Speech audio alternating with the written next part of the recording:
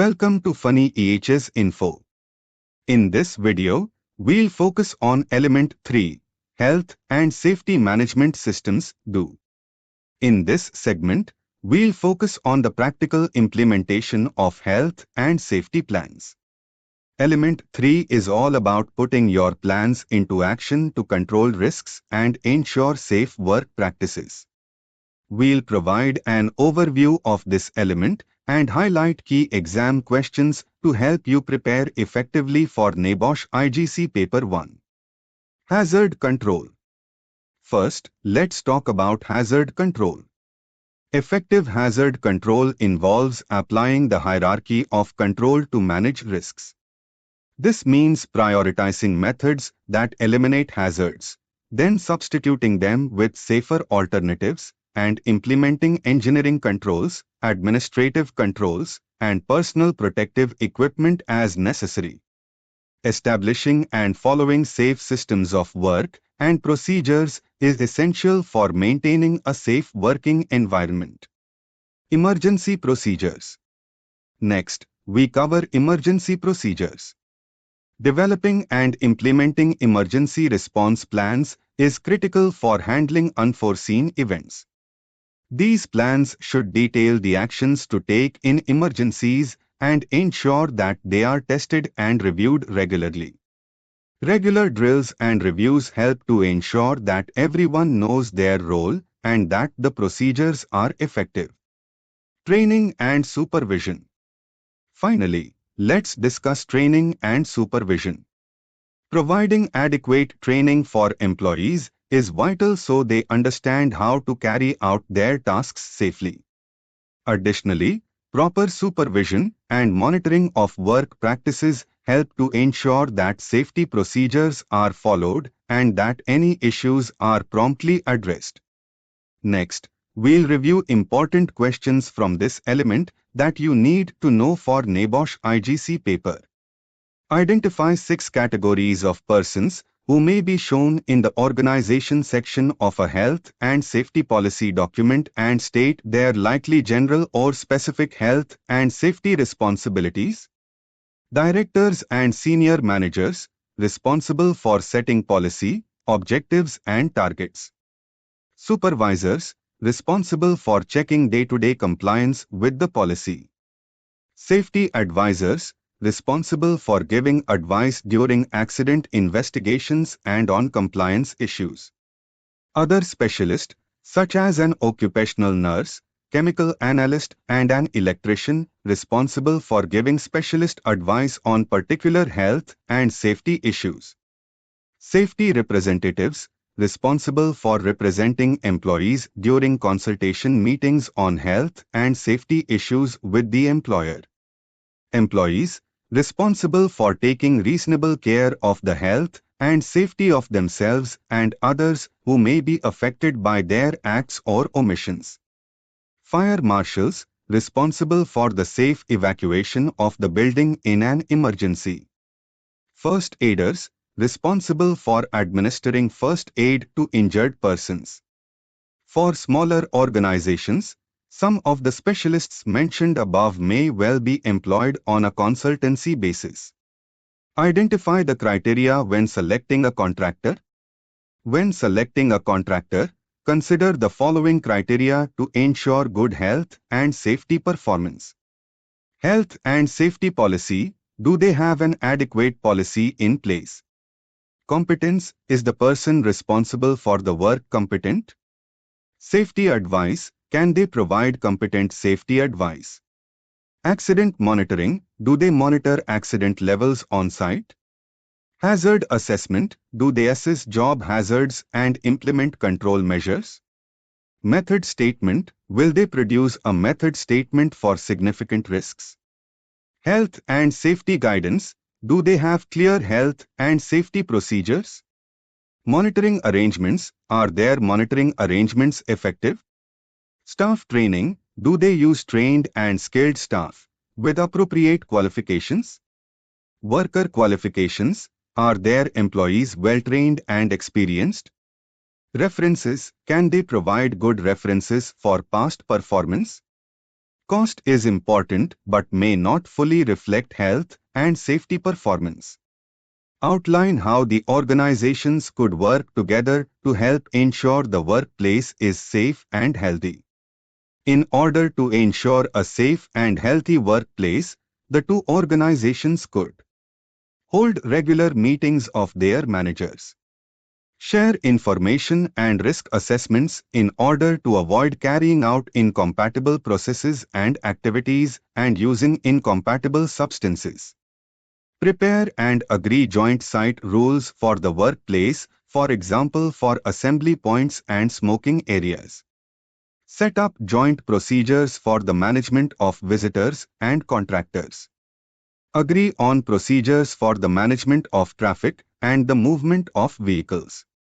Carry out joint inspections, investigations, and monitoring of the workplace.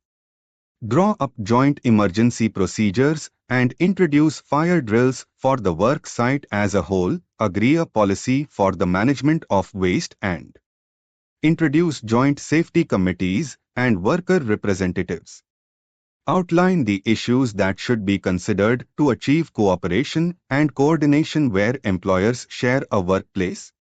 The issues that should be considered to achieve cooperation and coordination in a shared workplace include the need for all employers to share information on the hazards and risk associated with their particular activity, the maintenance of access and egress to the workplace, and the control of access by visitors and others, the maintenance and cleanliness of shared and public areas, the control of vehicle movement in the workplace, the preparation of procedures for dealing with serious or imminent danger and emergencies, the appointment of key personnel with specific responsibility for matters such as fire and first aid, the provision of joint first aid facilities, the allocation of responsibility for environmental controls such as heating, ventilation, and air conditioning,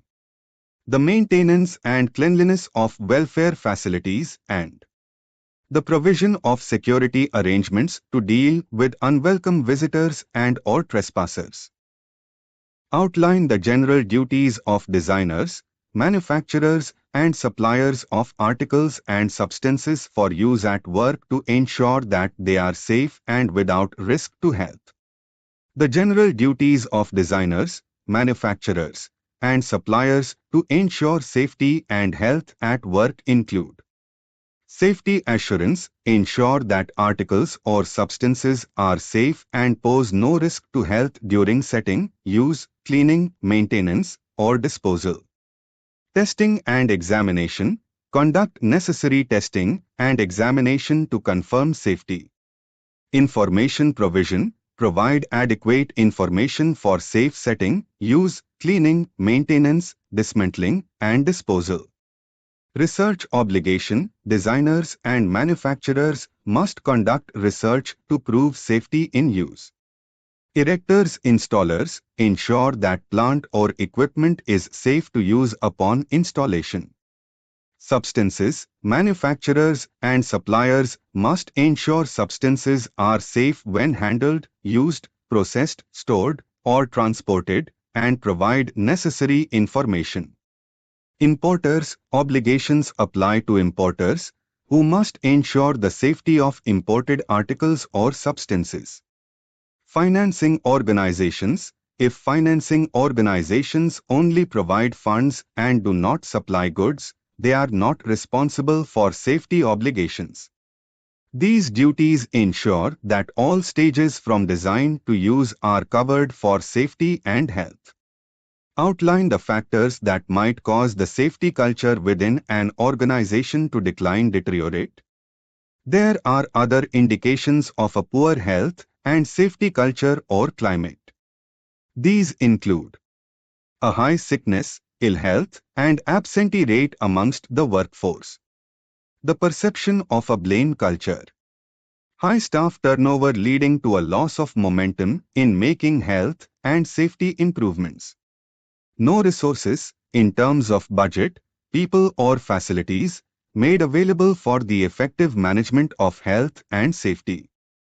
A lack of compliance with relevant health and safety law and the safety rules and procedures of the organization. Poor selection procedures and management of contractors.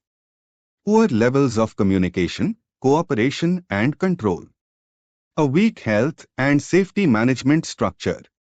Either a lack or poor levels of health and safety competence. High insurance premiums. Name the three spheres of influence related to safety culture and explain how these three spheres of influence interact to ensure safety at work. The three spheres of influence related to safety culture are: organization, the organizational controls from management; to people, employees, contractors, subcontractors, etc. Job, the tasks undertaken. The three spheres if influences are known to work together to influence and foster a positive safety culture. The organization that ensures a safe place of work, information, training, instruction, and supervision, together with good risk controls sets the scene for employees to work in a secure and well-motivated environment.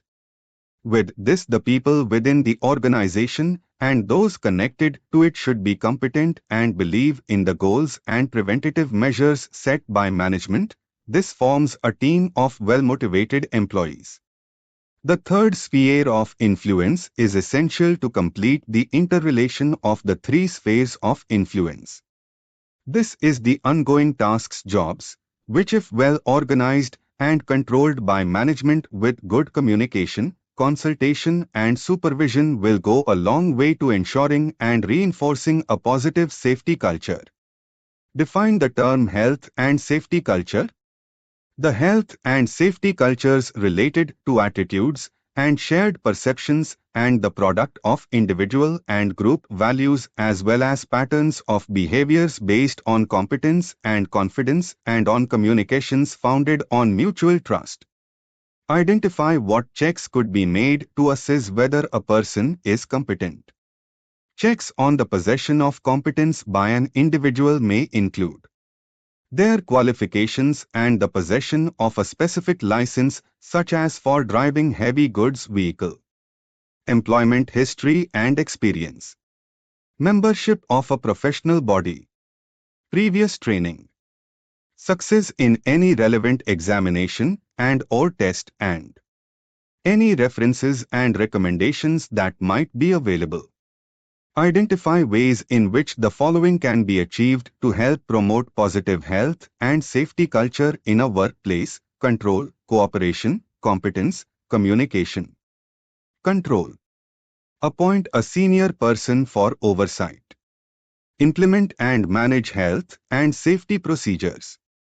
Assign responsibilities for risk control and performance reporting. Set clear objectives and standards and ensure commitment. Support safety representatives and enforce measures. Cooperation. Consult with employees to involve them in control measures. Include the workforce in risk assessments and inspections. Share information about health and safety incidents. Competence. Assess and address skill needs for safe task execution. Provide targeted training, especially for high-risk tasks. Ensure access to advice and information. Communication. Establish clear communication channels. Use tools like toolbox talks. Discuss health and safety regularly in meetings. Encourage two-way communication and lead by example. Outline ways in which health and safety culture can be improved. Clear and active senior management commitment to health and safety. The needs of production and health and safety properly balanced with pressure for production controlled against that for health and safety. Sufficient resources devoted to health and safety. Maximum partnership between management and the workforce based on a participative relationship between staff at all levels. Humanistic and non-authoritarian style of management. High senior and line management visibility on the shop floor.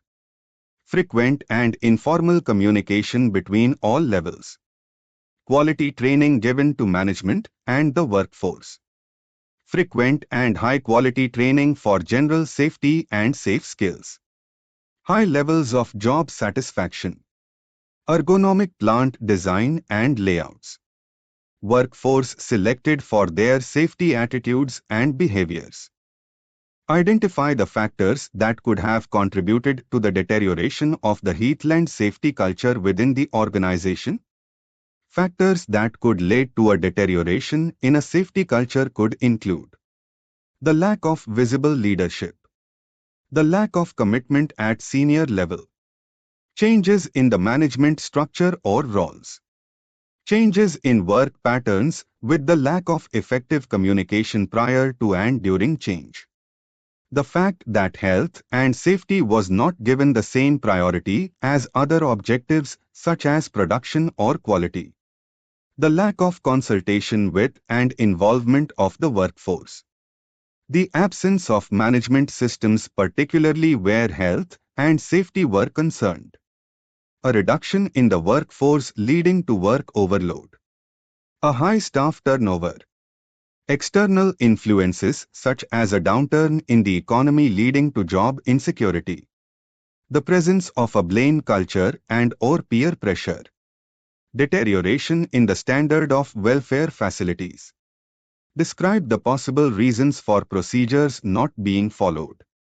There are a number of reasons why procedures may not be followed, including a negative or poor health and safety culture being in place, a why bother attitude as an example. Lack of training, awareness, supervision and/or information. Poor work planning, leading to high work pressure, and this pressure and the want to complete may force individuals not to comply. Lack of safety systems and barriers in place. If something is not properly in place or not properly maintained, then people will not conform. Inadequate responses to previous incidents could indicate a lack of management commitment and in turn lead us along this why bother route again. Management based on one-way communications. People often see rules being meant to be broken. Telling is not always the best mode of communication. Consultation is far more effective. Deficient coordination and responsibilities, leading to a lack of confusion as to who is responsible for what. Poor management of health and safety. Outline the practical measures that could be taken to motivate employees to comply with health and safety procedures. A clear and evident commitment from the most senior manager downwards. Providing a climate for safety in which management's objectives and the need for appropriate standards are communicated. Constructive exchange of information at all levels is positively encouraged. Involvement of working in things like risk assessments. An active health and safety committee with across-the-board representation. Health and safety being on the agenda of all departmental minutes. An analytical and imaginative approach identifying possible routes to human factor failure. Procedures and standards for all aspects of critical work and mechanisms for reviewing them. Effective monitoring systems to check the implementation of the procedures and standards. Incident investigation and the effective use of information drawn from such investigations. Adequate and effective supervision with the power to remedy deficiencies when found. Give the meaning of the term perception. And outline ways in which workers' perceptions of hazards in the workplace might be improved. An acceptable meaning of perception is required, such as the way that people interpret and make sense of presented information, for instance in relation to their surroundings. Few candidates are able to outline more than one or two ways in which workers' perceptions of hazards in the workplace might be improved. Most refer in general terms to motivation. The need to increase awareness in the individual by safety campaigns or posters. To increase knowledge by means of training. That there was a need to identify, perhaps by the use of surveys, the reasons for workers' misperceptions in order to increase awareness and challenge currently held views. Other ways might include making hazards more obvious, for example, by the use of signs and addressing environmental factors, such as lighting and noise. This might cause distraction or otherwise hinder the perceptual processes. Identify ways in which managers can motivate employees to work safely.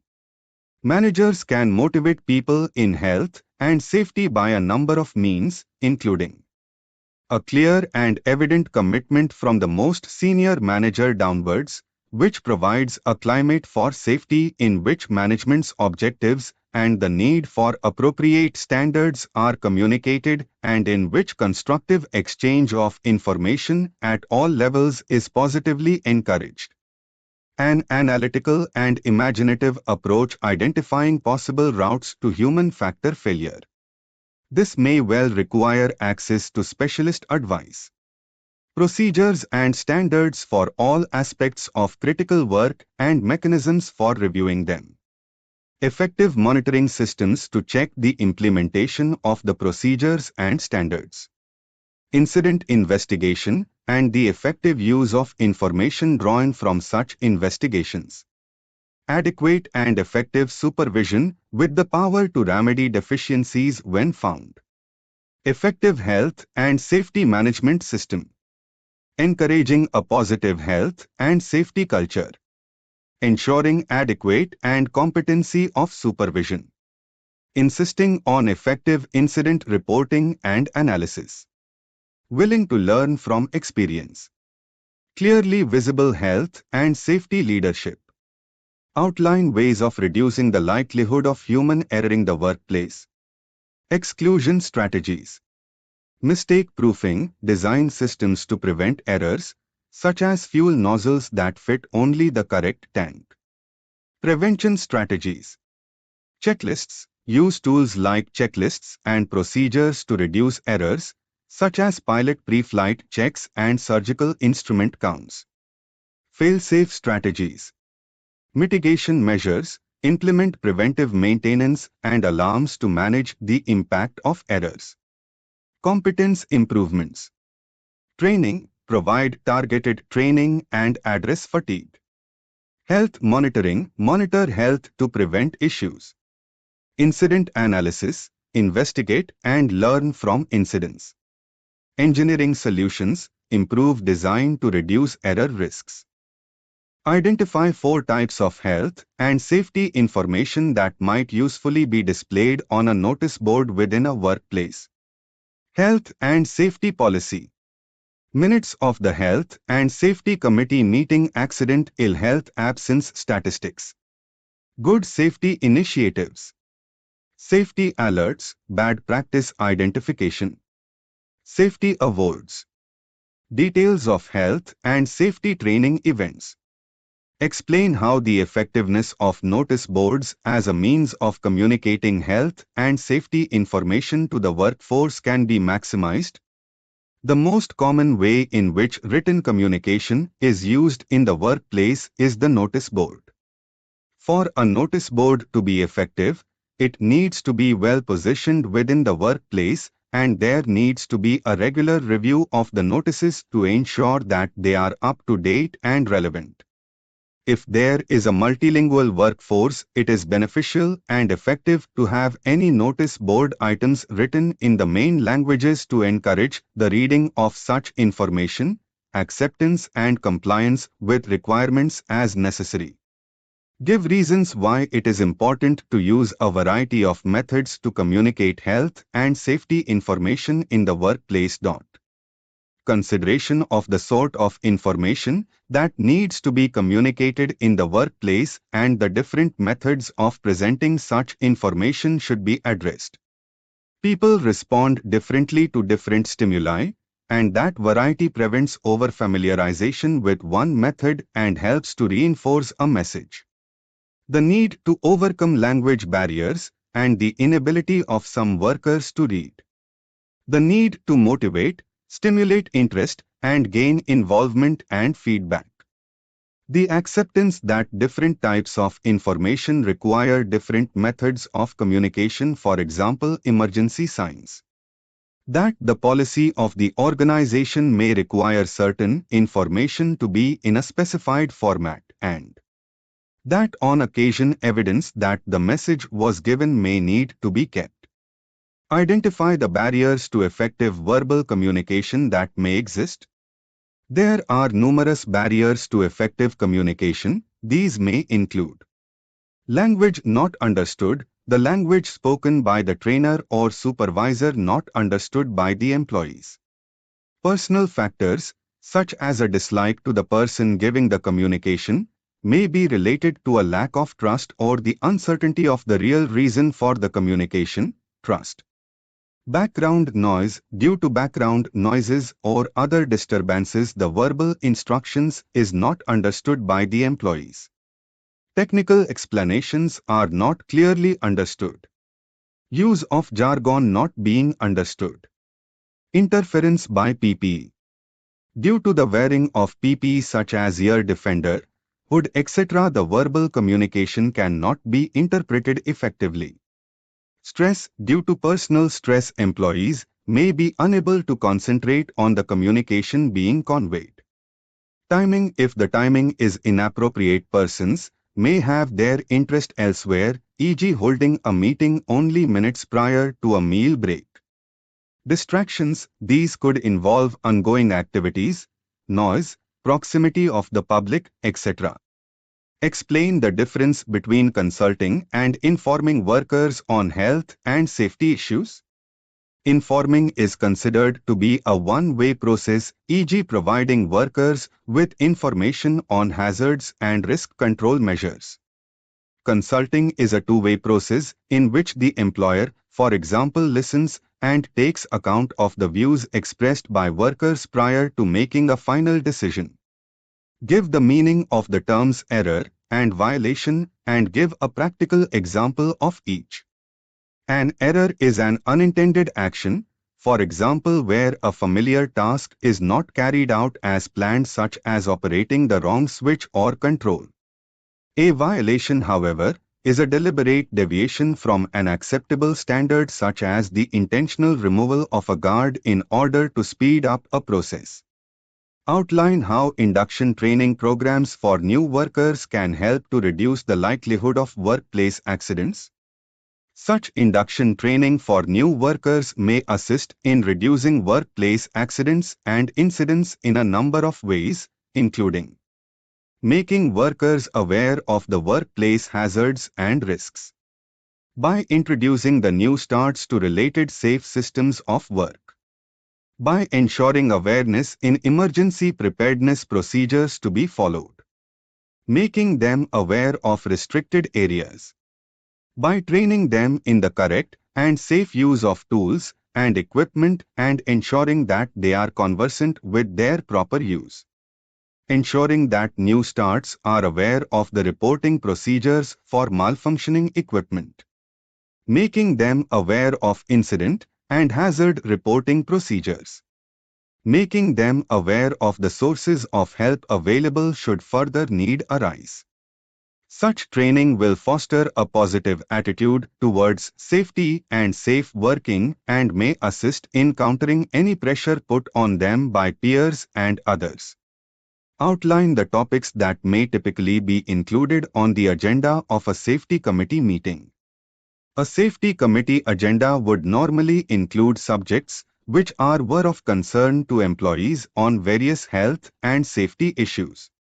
The agenda items that may be typically included are the outcomes of any recent inspection by the enforcing authorities, the outcomes of any third-party audits that relate to health, safety and environmental issues, any recent accidents, incidents and near misses, reports and outcomes, any problems arising from workplace inspections, e.g. housekeeping, blocked fire exits, etc.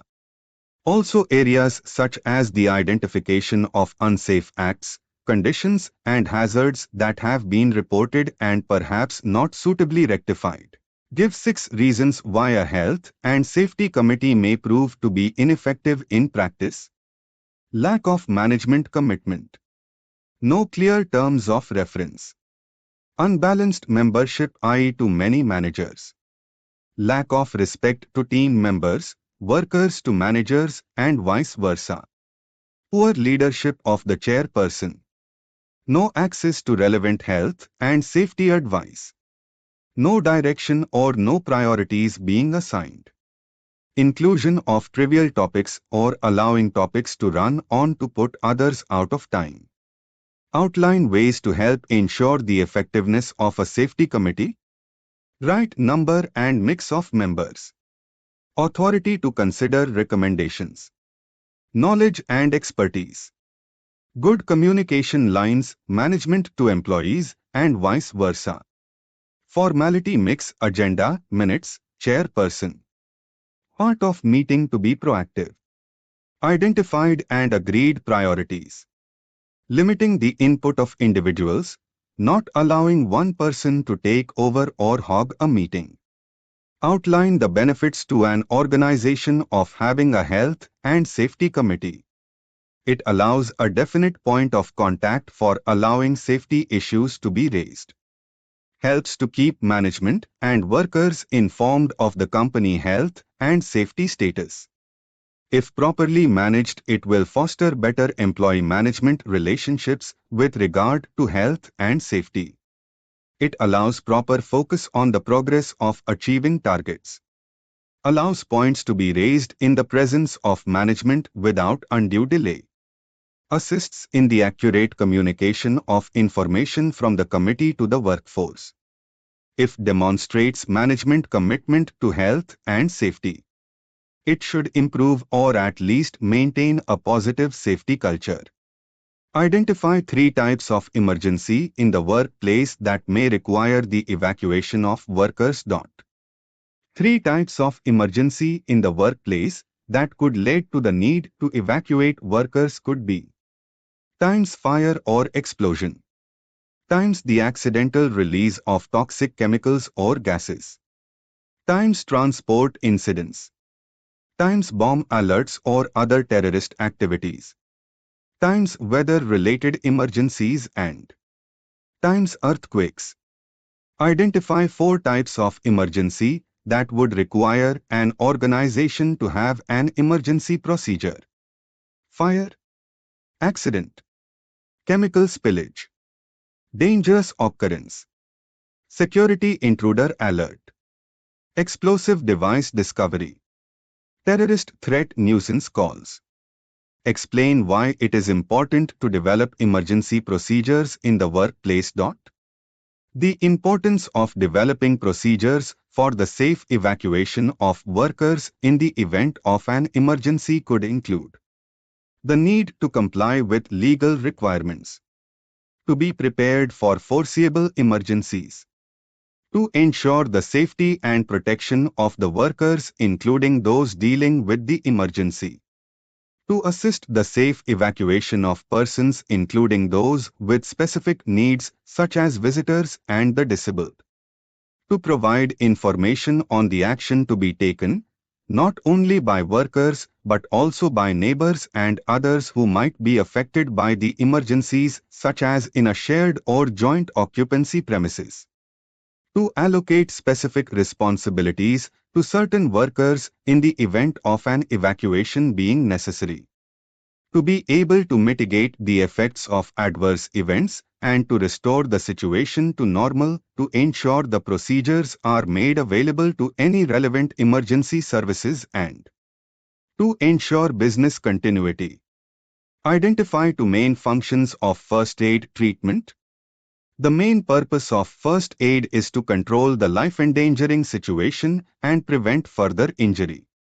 For serious accidents, the main responsibility of those in the work area is to get professional help. Ignorantly doing the wrong thing can cause further injury. Outline the factors to consider when making an assessment of first aid provision in a workplace. Typical examples of the equipment and facilities a first aid room may contain are a sink with hot and cold running water, drinking water and disposable cups, soap and paper towels, a store for first aid materials, foot-operated refuse containers lined with yellow, disposable clinical waste bags or a container suitable for the safe disposal of clinical waste. An examination medical couch with waterproof protection and clean pillows and blankets. A chair, a telephone or other communication equipment and a record book for recording incidents attended by a first aider or appointed person. Outline factors to be considered when carrying out an assessment of first aid requirements in a workplace. The factors to be considered include, but are not limited to, the number of trained first aid personnel and first aid facilities in relation to, for example, the size of the organization. The distribution and composition of the workforce including the special needs of workers such as trainees, young workers and the disabled. The types of hazard and level of risk present.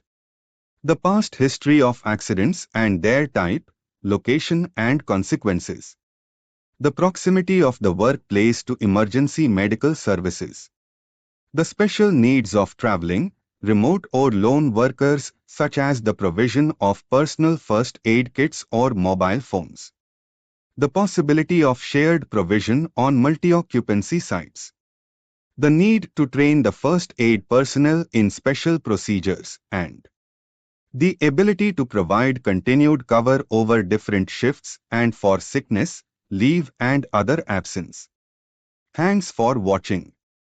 For important questions and answers, and to learn about the remaining elements of NEBOSH IGC, please subscribe and follow my channel. This is all about today's topic. Thanks for watching Phani EHS Info. And don't forget to subscribe our channel to get immediate notification of our videos. Share our videos to your friends and colleagues to create safety awareness.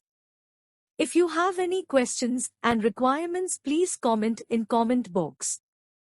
And please visit our website www.phaniehsinfo.com for notes of our videos. Have a safe day.